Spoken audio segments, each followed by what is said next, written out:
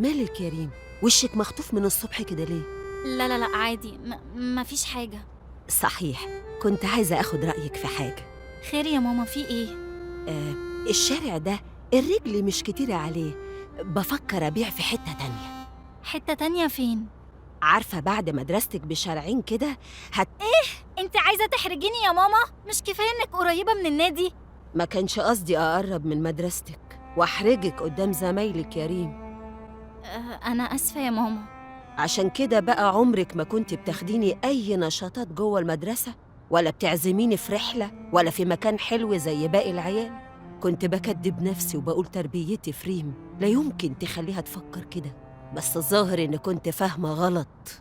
لا يا ماما، تربيتك صح. انا ما اقصدش. انت عارفة انا بفتخر بيكي قد ايه، بس انا مش بستحمل حد يجرحك ولو بكلمة. وأنا كمان عمري ما هعمل حاجة تضايقك يا ريم.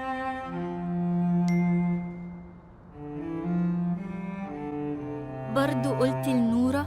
تمام، اسمعي بقى الطلب ده.